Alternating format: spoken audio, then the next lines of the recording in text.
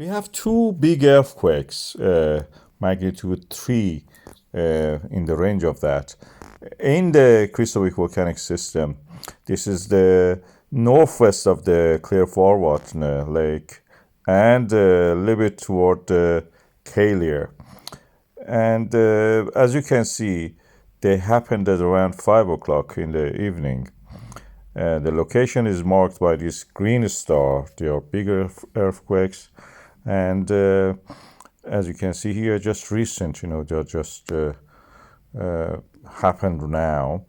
When we look at the depth model based on this data, this is what we will see. At the depth of 5 to 6 kilometers, we are seeing these earthquakes, large bubbles. You can see large circles of blue. These are the close to the Clearforward lake. And that's the earthquakes happening in this area usually. Of course, these are related to the Krýsuvík volcanic system. It's a big volcanic system next to the Svartsengi and then the Fagradalsfjall volcanic system. After that is the Krýsuvík.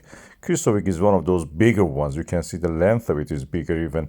When one happens over time, in geological terms, it's very short, practically a snap in time. The next one happens. So we're expecting gradually the Svartsengi volcanic system die down. And next one probably will be in the Krýsuvík volcanic system. I have several videos comparing these earthquakes in the past. It's nice to with this one to compare them. The first one is the earliest one. We started today with a series of earthquakes in the LD off the coast of the Reykjanes Peninsula on the mid-Atlantic ridge. And it ended with a series of earthquakes, surprise, surprise, in Clearforward, where we have the Krýsuvík volcanic system. And as you can see here, the strongest of this was 3.3, and I'll mark the position of them.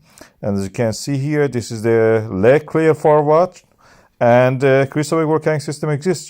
When we look at the GPS data, there is no uplift of the land due to the accumulation of magma visible in the Krýsuvík and the surrounding areas. So practically, what we are seeing is not related to the accumulation of the magma at this stage, but at the depth of the anything between the 5 to 9 kilometers, we can see something is happening.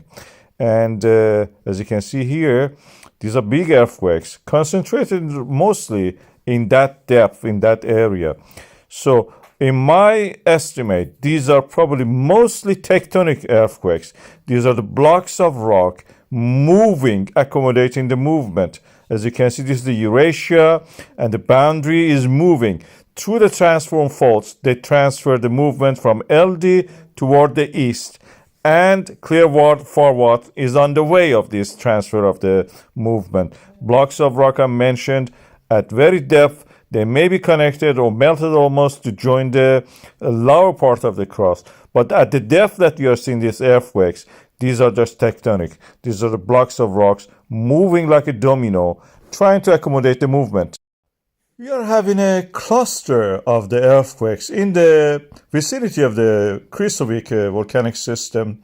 It happened today. As you can see, we have around 20 to 30 earthquakes, and we can count them.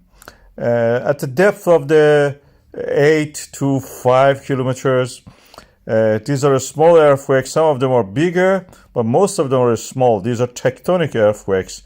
Rocks are moving and pulling apart by the forces of the continental drift. This is the contact point of the Eurasian and the American plates. Eurasian plates is moving eastward, and as it moves through the transform faults, transfers the movements toward the east. This is inside the Eurasia, the boundary part you can see in the red line. Eurasia is where this earthquakes is happening and the eruptions are happening there. When it moves and through the pool, it creates and rips practically the ground, the earth crust, and creates what we call as rift. This rift you see there is the location of these eruptions, and over time, as this rift moves and ripping moves from one point to next one, eruptions happens in sequence from the first to the second and the third. These are the volcanic systems in that area. At the moment, the volcanic system in the sourcing area is getting filled up under the reservoir with the magma. It will fill up as much as it can erupt. When it drains and it cannot erupt anymore, because every time it needs more pressure, more magma actually to build up to create the same level of eruption. So over time, it practically gradually ceases, and gets weaker. So when that gets weaker, this is the term for Krýsuvík. The eruptions will happen there.